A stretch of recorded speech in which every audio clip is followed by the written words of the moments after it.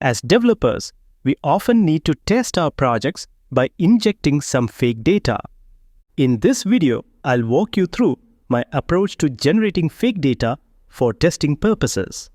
Creating different types of fake data in bulk is a simple process, and if you've watched my previous videos, you might already be familiar with this. So let me introduce you to the library I use and show you how to work with it. Let's get started. I've created a demo project to demonstrate the process. The first step is to install the necessary library from NuGet packages. The library I'm using for generating fake data is called Bogus. Let's go ahead and install it. By the way, the source code for this project is available exclusively for our Patreon supporters. If you're not a member yet, you can join our community and enjoy exclusive benefits using the link provided in the description.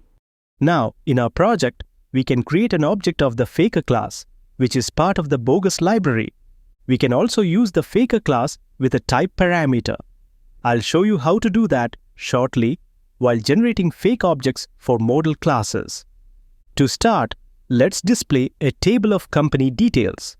This table will include the company name, a catchphrase, and the EIN. Using a for loop, we'll generate 10 company details. Within the loop, we can add rows to the table. For this, we'll use the Faker object.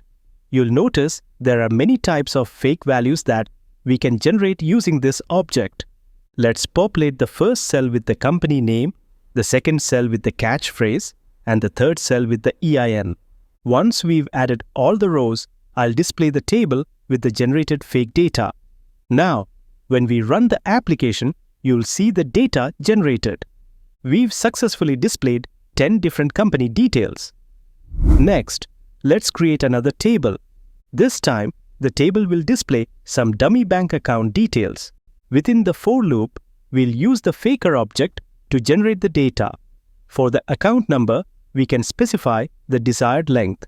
Then, we'll add the account name. For the amount, we can define a minimum value, a maximum value, and even the number of decimal places. We'll also generate a fake card number where we can specify the card type. Finally, we'll include the currency associated with the account. Once the data is generated, we'll display the table. To make things clearer, I'll add a heading to identify each table. Now, when we run the application, you'll see the fake bank account details generated by the library. Next, I'll create one more table to demonstrate how to generate fake data for people. In this table, we'll display details such as name, address, phone, email, and registration date.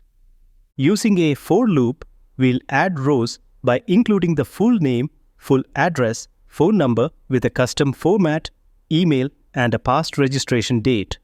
Once that's done, we'll display the table and run the application. And here it is. The library has successfully generated the data. Now, let me show you how to use Faker with model classes.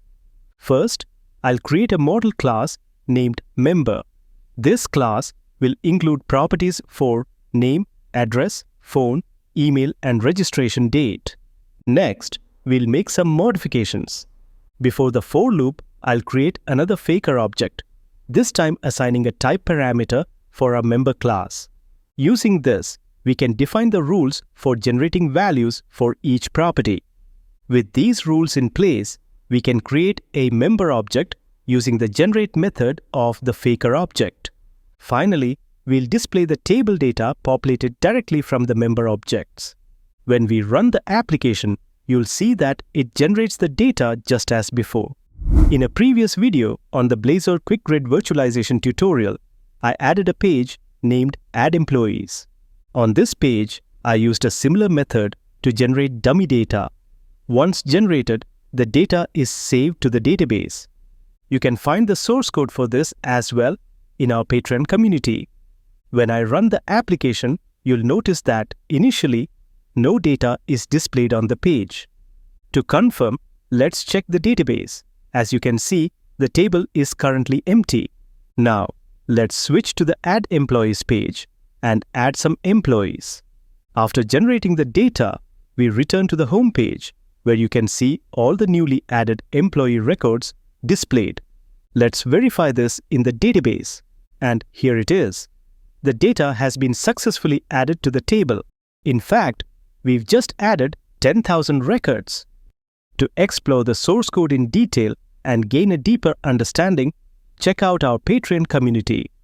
If you're interested in learning Blazor, make sure to visit the Blazor tutorial playlist. The link is available in the description. If you enjoyed this video, don't forget to like, share, and subscribe to the channel. See you all in the next video. Thank you.